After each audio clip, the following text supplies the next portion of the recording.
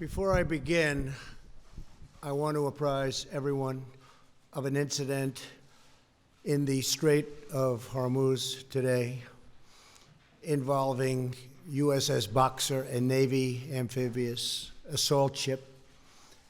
The Boxer took defensive action against an Iranian drone which had closed into a very, very near distance, approximately 1,000 yards, ignoring multiple calls to stand down, and was threatening the safety of the ship and the ship's crew.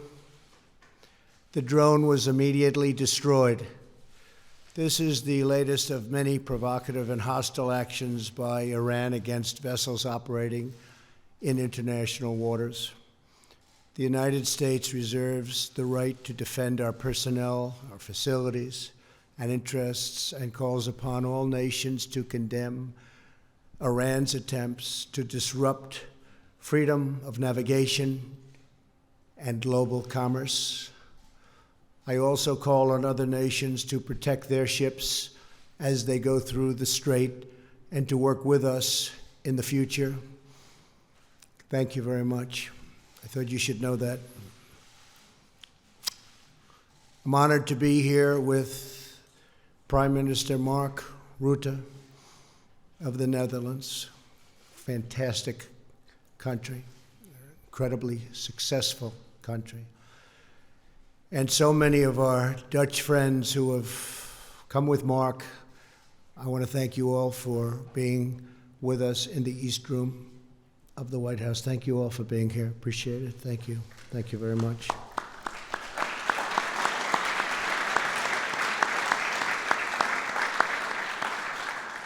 Thank you also to Vice President Pence and Acting Secretary of Defense Richard Spencer for joining us. Thank you, Richard, Mike. Last month, Melania and I traveled to the United Kingdom and France to commemorate the 75th anniversary of D-Day. Together, we paid tribute to every courageous patriot who fought to liberate Europe from the evil of Nazi rule. Today, on behalf of the American people, I will receive an American flag that flew aboard a ship carrying the first waves of United States service members to land in Normandy. 75 years after that momentous day, and that is truly a momentous day, one of the most powerful, most important days in the history of our world. It is my honor to welcome this great American flag back home where it belongs. I want to thank the Prime Minister as well as U.S. Ambassador Peter Hoekstra. Pete, thank you. Thank you very much, Peter. You're doing a great job. And Dutch Ambassador Henrik Schouwer for being here today and for their devoted efforts to deepen the abiding ties between the United States and the Netherlands. Our relationship has never been closer than it is today. We're also profoundly moved to be joined by several incredible World War II veterans who helped defeat the Nazis and save freedom for all humanity. With us is Jack Goldstein, who served in Europe during the war. Jack, where's Jack? Thank you, Jack. Thank you. Thank you very much, Jack. Along with Stephen Melnikov and Harold Engel, both veterans of the Normandy campaign. Thank you very much, fellas. And they went on to fight in the Netherlands. Thank you, fellas. That's incredible. Thank you, all three. You look great. Young guys. Thank you very much. This event would be not possible without the extraordinary generosity of the flag's two donors from the Netherlands, Mr. Bert Krook and his uncle and business partner, Mr. Theo Scholz, and I want to thank you very much. Where are they? Thank you very much. That's great. Very much. Thank you. And thank you for preserving our history and for watching over the immortal legacy of our D-Day heroes. That's what you did. Thank you. And I know it was expensive. 2 rich people, I assume, right? Huh? I appreciate it. Thank you. On June 6, 1944, the flag we received today flew aboard landing craft Control 60, and it was approached, and when it approached Utah Beach, I was there very recently with the First Lady, and it was something incredible to see. Commanding the ship was a young Navy lieutenant, 2 days shy of his 27th birthday, named Howard Vanderbeek. Amid treacherous German minefields, raging winds, and rough seas, Lieutenant Vanderbeek and his crew led an astonishing 19 waves of American troops and equipment to those very, very dangerous beaches. Through it all, this flag soared proudly above the waters of the English Channel, announcing the arrival of our American warriors. After completing his mission on D-Day, Lieutenant Vanderbeek took the flag, now bearing the scars of German machine gun fire, and stained all over with dirt and diesel and blood. He carried it with him in his backpack for the remainder of the war and kept the flag until his death in 2014. Soon after, the flag was purchased at auction by Mr. Kruk and Mr. Scholz, whose relatives were among the hundreds of Dutch who perished in the German bombings of Rotterdam in 1940. These 2 gentlemen paid $500,000 to obtain the flag, just so they could return it as a gift to the American people and to the United States of America.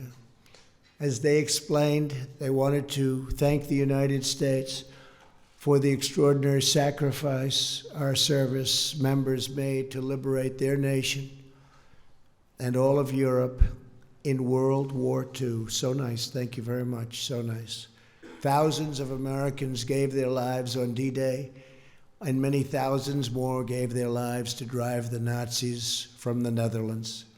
Following today's ceremony, the extraordinary flag will be displayed at the Smithsonian's Museum of American History, and very proudly. With us this afternoon, our Secretary of the Smithsonian, a friend of mine, Lonnie Bunch. Lonnie, thank you very much for being here. Thank you. And Director of the Museum of American History, Anthea Hartog. Anthea, thank you very much. Thank you.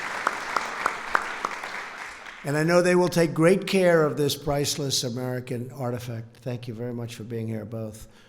I know they share Mr. Kruk's vision for the flag. As he said, it will tell visitors from around the world about the story of freedom. With their help, this wonderful flag will be preserved forever and ever in American history, as it should be. It will always be a reminder of the supreme sacrifice of our warriors and the beautiful friendship between the Dutch and the American people. And now I would like to introduce a very special man, a man I've gotten to know very well during our strong negotiations on trade and our negotiations on the military and NATO and all of the other things we've been talking about for so long, it seems like right now. A Prime Minister who's very, very popular in his country, a great gentleman. And you're going to say a few words, and then Mr. Kruk and Secretary Bunch will tell us more about the treasured gift that they presented us with. So I want to thank you all, and God bless America. Mr. Prime Minister. Thank you very much. Thank you.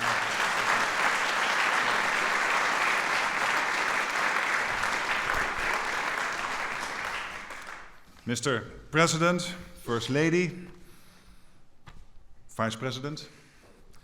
70 years ago, on the Normandy coast, the Allied forces, including thousands of American soldiers, started the liberation of Europe. beach by beach, street by street, and city by city, they recaptured our freedom at a terrible cost.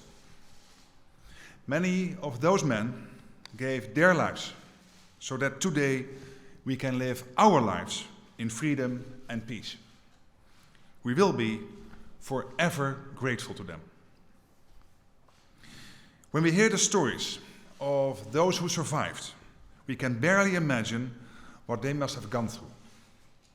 Landing on those Normandy beaches, plowing through the cold water and the thick mud, while countless grenades exploded and machine guns fired. Death, chaos, and terror surrounded them.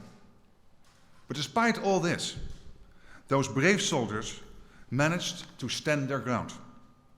They advanced beyond the beaches and eventually liberated Europe from Nazi occupation, country by country.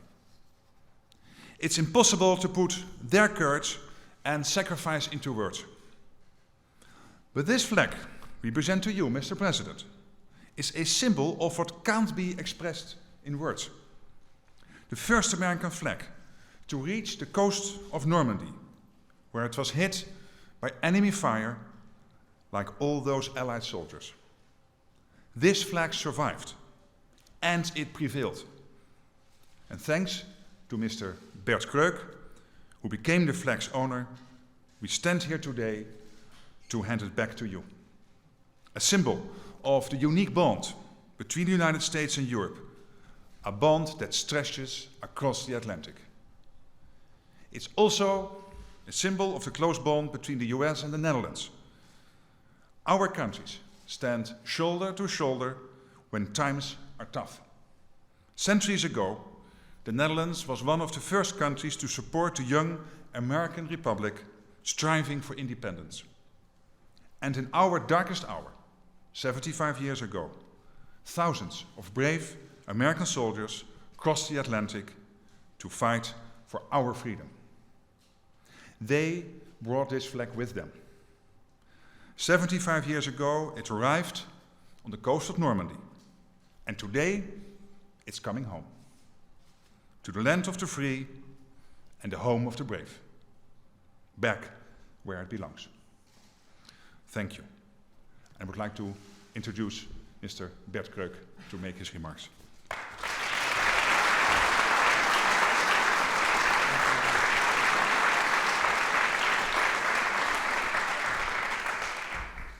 Thank you, Mr. President, First Lady, Mr. Vice President, Excellencies, and distinguished guests.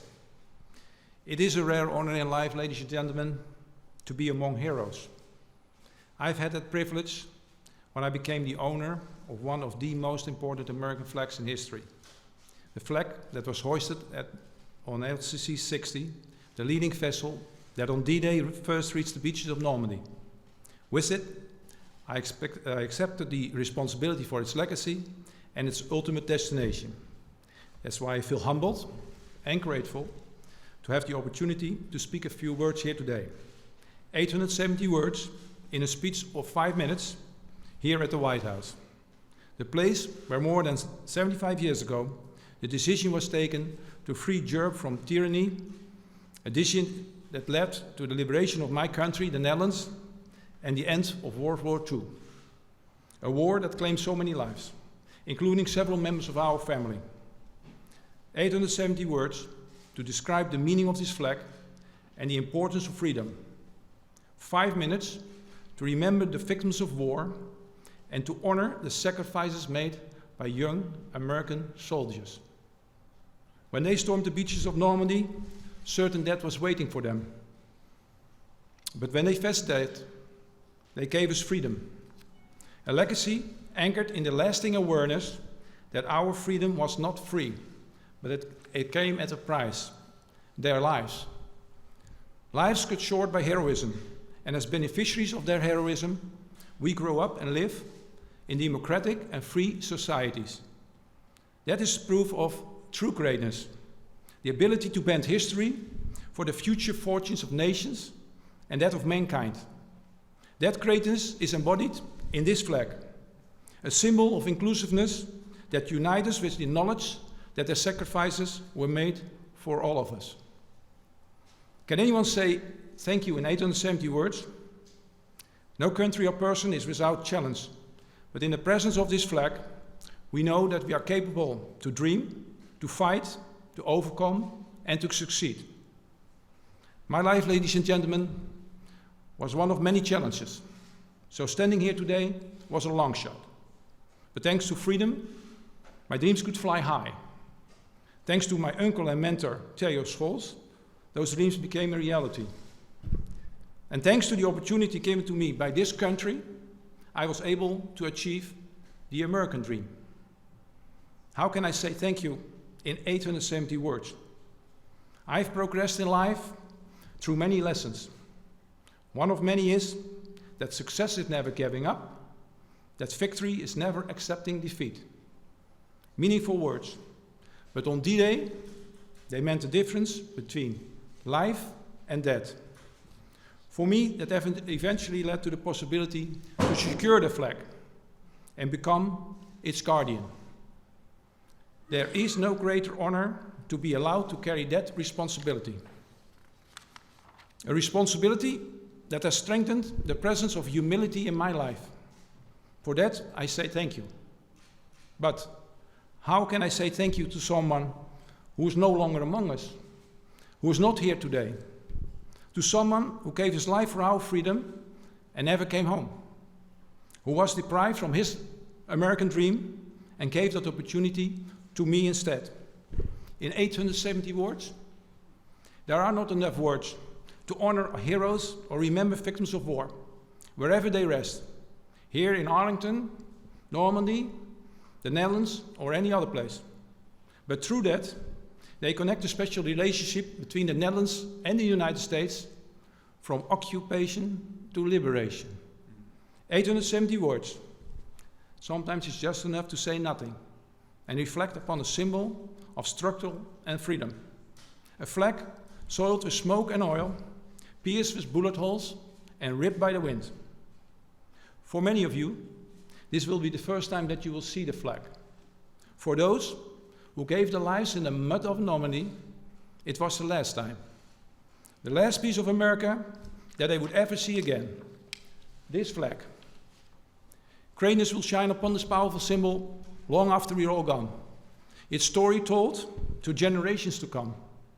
Not in 870 words, not in 5 minutes, but with the inexhaustible voice of freedom, surrounded by honor, and with the hope of enduring peace. In light of my own mortality, my role as custodian of the flag would always have been temporary.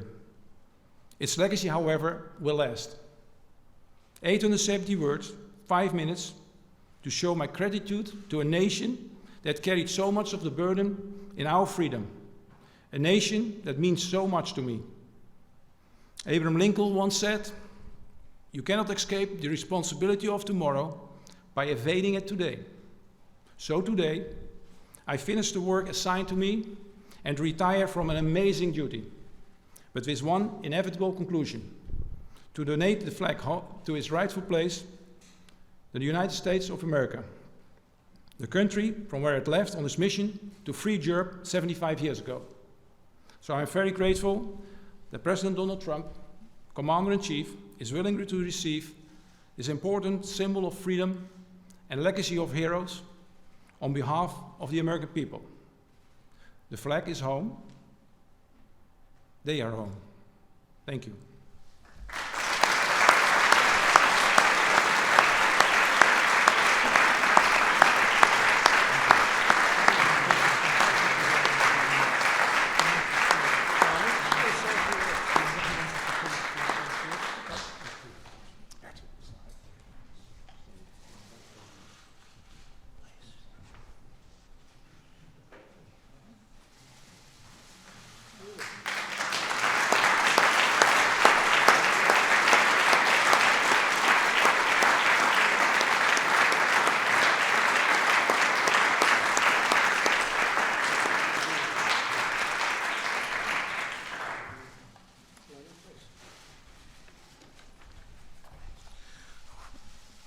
Oh, I wish I was taller.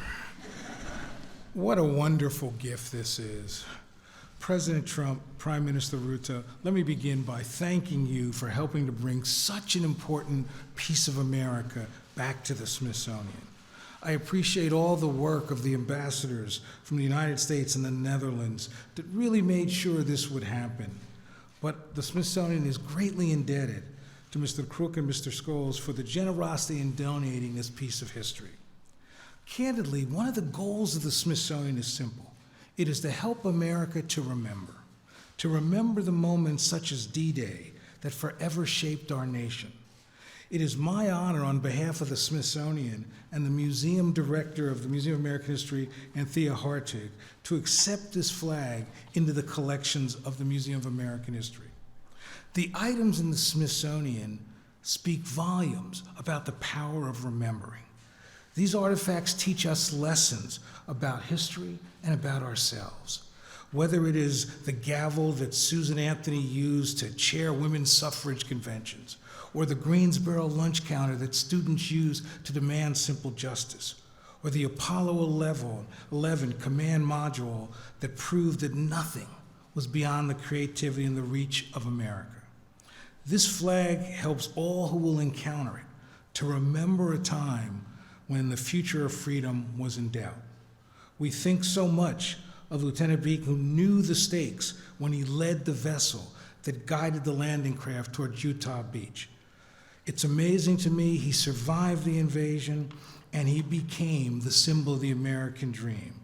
A Dutch immigrant who became a college professor, who raised a family, who gave his all for this country. This flag reminds us of the courage of people who were soldiers during World War II, who embodied not only the best of our nation, but the best of humanity. So on this year commemorating the Allied landing on Normandy 75 years ago, this flag is a fitting tribute, not just to him, but to all who risked their lives for freedom.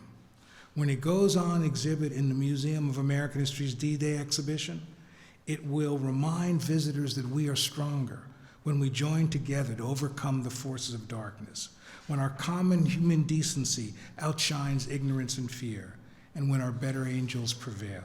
So let me say, on behalf of the Smithsonian, it is a great honor to accept this flag, and we are just so humbled and pleased to be the place that will help the world always remember what it means to be an American. Thank you very much.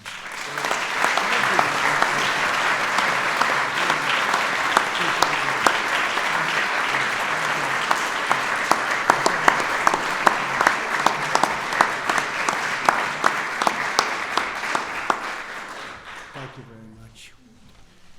Well, this is a very important moment. I want to thank you all for being here, and I will see you soon. I'll see you at the museum. Lonnie, thank you very much. Mr. Prime Minister, thank you.